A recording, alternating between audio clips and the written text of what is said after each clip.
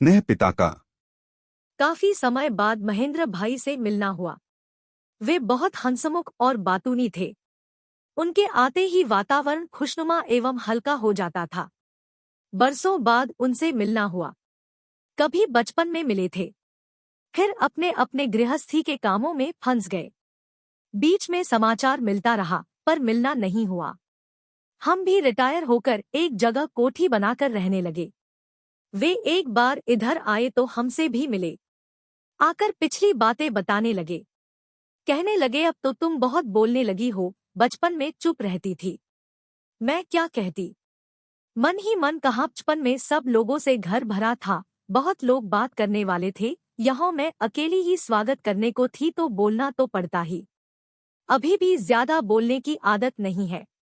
वह कहने लगे, जब तुम्हारी हाई स्कूल में फर्स्ट डिवीजन आई थी, ताऊ जी बहुत खुश हुए थे। उन्होंने एक हंडिया भरकर लाल रसगुल्ले हमारे पास भिजवाए थे तुम्हारे पास होने की खुशी में।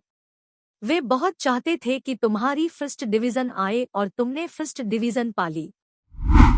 उनकी बातें सुनकर बहुत अच्छा लगा। मुझे इस बात का पता नहीं था कि बाऊजी ने मेरे प्रथम श्रेणी में पास होने की खुशी में महेंद्र भाई के घर रसगुल्ले भिजवाए थे। महेंद्र भाई के पिताजी को हम लोग चाचा जी कहते थे। वे हमारा मौजी अर्थात दादी जी के भतीजे थे और इस नाते वे हमारे चाचा जी थे और उनके बेटे महेंद्र भाई थे। उनसे इस तरह नजदीक का रिश्ता था। महेंद्र भाई तो बात करके चले गए। मुझे कुछ रुपए भी दे गए कि भन के घर आया हूं पहली बार। मना करने पर भी नहीं माने। वातावरण को खुशनुमा बनाकर अपनी बातों से पुलकित कर वे तो चले गए, पर उनके जाने के बाद मैं बहुत देर तक सोचती रही बाऊजी के बारे में। अब तो बाऊजी नहीं रहे। मेरे हाई स्कूल पास करने के कुछ दिनों बाद ही वे नहीं रहे थे। जब मैं हाई स्कूल में थी तभी से वे बीमार थे, हार्ट अटैक आया था। कमजोर हो गए थे। उस समय हार्ट अटैक का इतना अच्छा इलाज भी नहीं था। मूली का जूस, गाजर का जूस, कुछ दवाएं और क्या क्या तो उनको दिया जाता था, पर कुछ लाभ होता नहीं दिखता था। वे पलंग पर लेटे रहते थे। हमारी माँ हमको बाऊजी के पास बैठने को भेजती थीं। हम भाई बहनों में से कभी कोई जाकर बैठता था, कभी कोई। कभी मैं जाकर बैठती थी। जब मैं जाती तो हाथ में कोई किताब या पत्रिका रहती और उसे बैठकर पढ़ती रहती। बाऊजी कुछ नहीं पूछते थे। फिर मेरी 10वीं की बोर्ड की परीक्षाएं शुरू हो गईं। एक दिन मैं बाऊजी के पलंग के पास नीचे बिछे कालीन पर उल्टे लेटकर कोई पत्रिका पढ़ रही थी। बाऊजी ने पूछा, तुम्हारी परीक्षा शुरू हो गई? मैंने कहा हो। वे बोले, अब कब पेपर है? मैंने कहा, सोमवार को पेपर है। तो वे बोले, सोमवार को पेपर है और तुम क्या पढ़ रही हो? मैंने कहा, धर्मयुग है, नया आया है। बाऊजी बोले, इम्तिहान की तैयारी क्यों नहीं कर रही हो? हम सबसे कहते हैं कि तुम बहुत होशियार हो, अच्छी डिवीजन नहीं लाओगी तो कैसा लगेगा? अपने पेपर की तैयारी करो, धर्मयुग तो बाद में भी पढ़ लोगी। मैं क्या कहती? बात सच थी। मैं इम्तिहान कभी भी गंभीरता से नहीं लेती थी। मेरा उपन्यास पढ़ना या पत्र पत्रिकाएं पढ़ना कभी नहीं छूटता था। मैंने कहा, सोमवार को ड्राइंग का पेपर है, उसमें मैं क्या पढूं, क्या करूं, मेरी समझ में कुछ नहीं आता। उसमें पढ़ने को क्या है? बाऊजी ने कहा, ड्राइंग की ही प्रैक्टिस करो। मैंने कहा, मुझे नहीं पता क्या करना है। बाऊजी ने लेटे लेटे ही कहा, मैं सनातन धर्म कॉलेज के आर्ट के मास्टर पन्नालाल जी को बुलवा देता हूँ। वे तुमको ड्राइंग के बारे में समझा बता देंगे।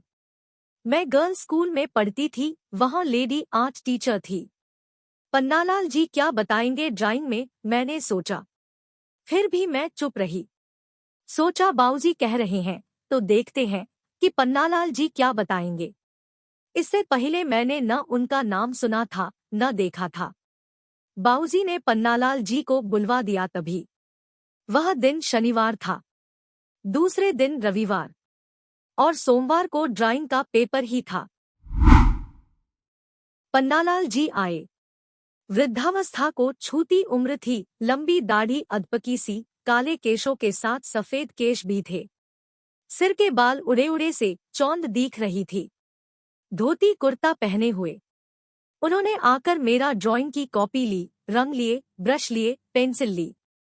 कॉपी पर पेंसिल से षटकोण में एक गुलाब का फूल बनाया, उसमें बहुत सुंदर गुलाबी रंग भरे, बहुत अच्छा शेड दिया, मुझे शेड करना बताया।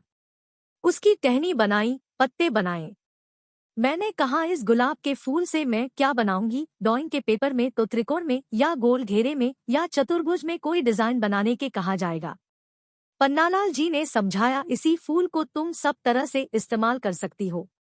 उन्होंने उसे त्रिकोण में, चौकोर में, गोल घेरे में फिट करके दिखाया, फिर लंबे से बॉर्डर में फिट किया। उन्होंने कहा जो भी आकृति या शेप देनी हो इसी फूल से दे देना।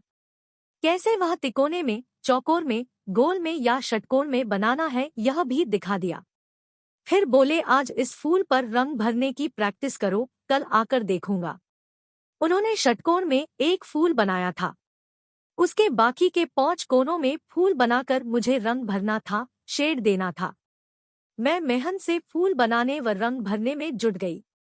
वे इतवार को भी आए, मेरे बनाए फूल देखे, खुश हुए और फिर एक बार शेड देने की टेक्निक समझाई। मेरा भी फूल सुंदर बन गया। वे चले गए। मैं दूसरे दिन पेपर देने पहुंची। वहां आया था कि त्रिकोण में कोई डिजाइन बनाओ। मैंने गुलाब का फूल बनाकर उसमें शेड कर दिया। ड्राइंग में नंबर अच्छे नहीं मिलते थे। मैं भी ड्राइंग की तरफ से लापरवाह थी, पर बाबूजी ने पन्नालाल जी को बुलाकर बहुत सहायता करा दी। उन्होंने ड्राइंग का मेरा डर दूर किया और आत्मविश्वास दे दिया। जब रिजल्ट आया और मेरी मार्कशीट आई तो देखा कि ड्राइंग में बहुत अच्छे नंबर थे, फर्स्ट डिवीजन से भी ज्यादा।